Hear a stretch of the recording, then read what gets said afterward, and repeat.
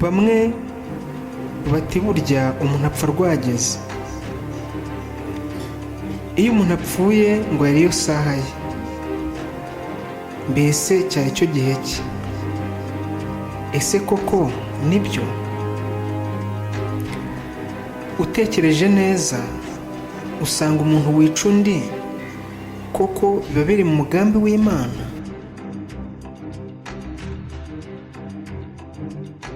Dufate urugero,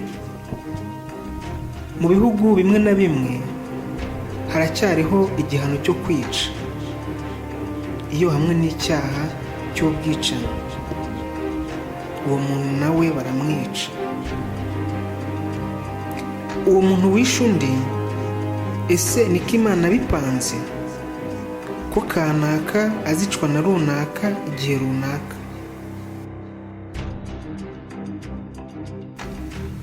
Ese ko umuntu wishe undi abarwaho icyaha kandi tuzi ko ukoze icyaha wese azagihanirwa, Imana yaba yarabipanze gutyo? Ese Imana bidukunda koko? Upfuye utihannye Imana yari ibizi. Kuki yabikoze utyo kandi bizi ko uzajya kwa shitani? Ese niba ibibi byose Imana ibibizi, kuki yemera ko bibaho kandi ari bizi ko bizaba?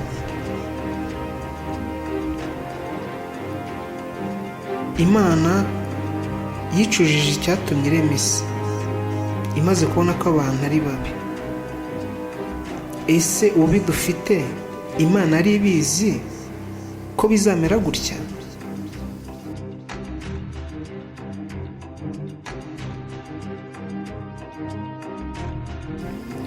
Dukurikirane buri gihe tukugezeho ibiganiro byiza bigufasha gusobanukirwa.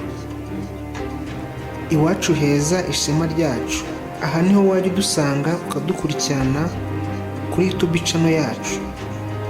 Njye ubagezeho ikiganiro ukanakibategurira, nitwa Emmanuel. Shimiye Imana.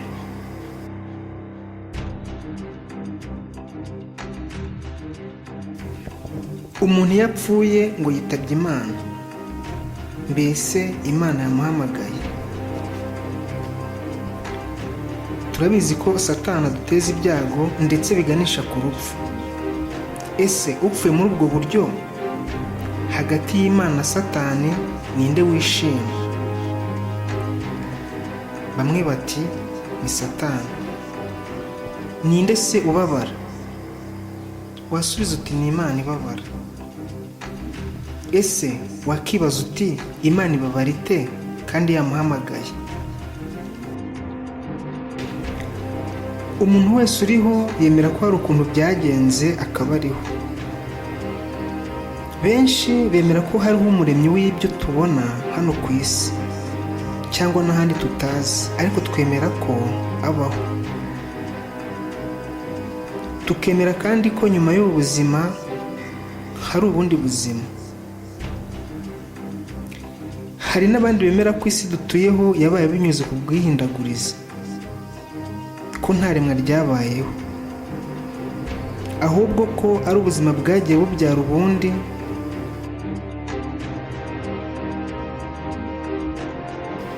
tukabuvukamo, ko ubuzima buturuka ku bundi. Hari abemera ko hari Imana imwe ariyo yonyine tugomba gusenga. Hari n'abemera ko hariho Imana nyinshi, ko buri kintu cyose gifite yacyo Mana, ko hariho Imana nyinshi. Imana itanga ubwiza, Imana itanga umugisha ndetse n'izindi. Hari n'abemera ko tuzajya mu ijuru, tuzaba dufite ubundi bubasha n'undi mubiri utari dufite, tukazabaho turamya Imana tutarya kandi nta bindi bikorwa dukorayo.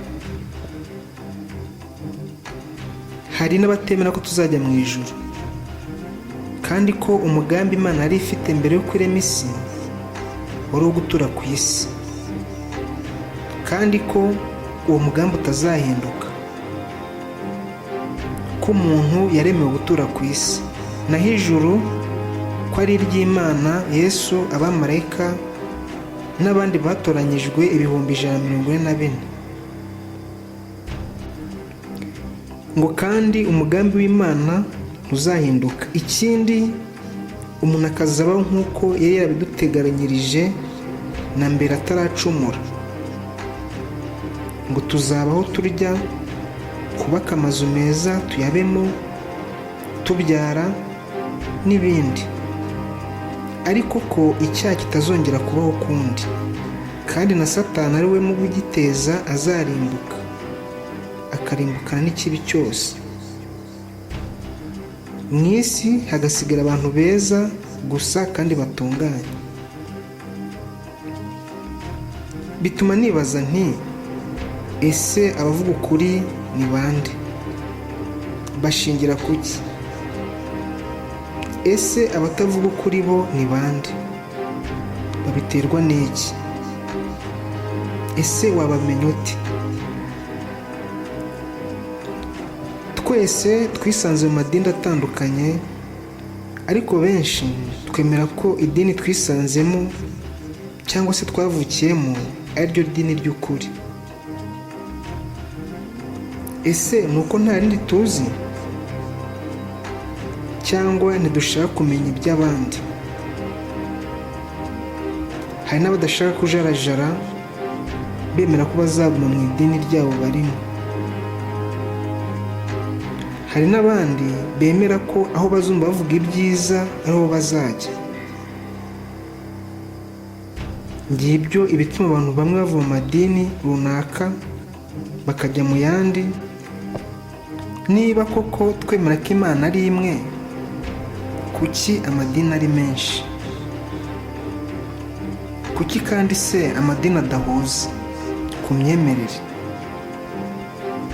Ingingo buri wese yakemera ni uko amadini atari mu murongo umwe, bivuze ko amwe afite imyemerere idakwiye,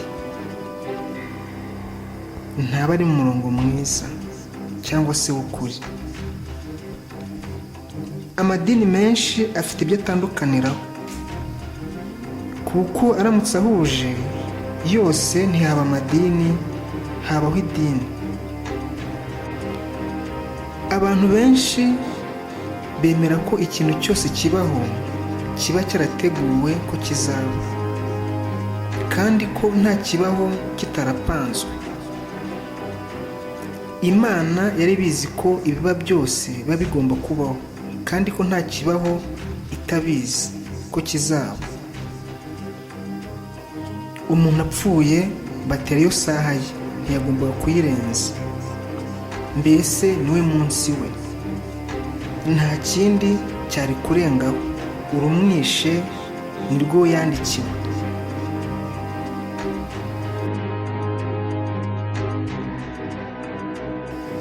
Nkabaza nti, umuntu wica undi biba byarateguwe ko kanaka azica runaka? Ese nirwo yandikiwe? Hanyuma se urubanza ruzacibwa ku wamwishe n'igihano azahabwa biba nabyo byarateguwe? Ese ibihembo by'uwishe undi ni ibihe? Imana yabimukunda? Ese kuki izamurimbura? Kuki se Imana bipanze utyo? Imana yateganyije ko Kayini ari we uzica Abeli. Ese nibyo? Muri Yohana wa mbere ibice 4:8 haravuga hati, igihe abamarayika bari mu ijuru babona abakobwa beza irari rikabica no ku isi, bakaza kubasambanya, bikababaza Imana, bigatuma bahinduka bigatuma bahinduka abadayimoni. Kuki Imana itatumye ko bongera kubana nayo, ahubwo bagahinduka abadayimoni kandi ari bizi neza ko bizaba?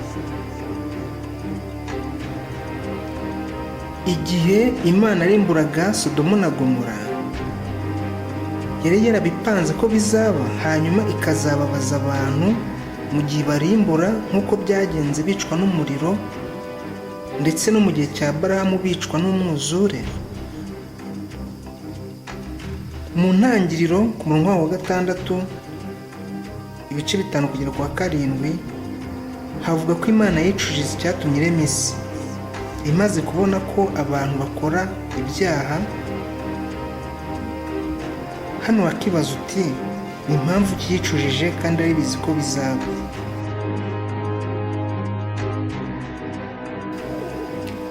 Bamwe iyo bari mu buzima runaka bavuga ko aribwo buzima Imana bateganyirije. Hari benshi bananiwe gukemura ibyo bagombaga gukora kubera kunanirwa bakabireka. Iyo ushaka kugera ku kintu ushyiraho umuhati n'ubushake, nibwo uzakigeraho. Wirinda kuvuga uti nzananirwa. Wirinda kuvuga ko kizakunanira. Hari abavuga ko ibibananiye ntibiba ari ibyabo, ubwo niko biba bigomba kugenda, ngo ahubwo reka bategereze icyo Imana bavuzeho.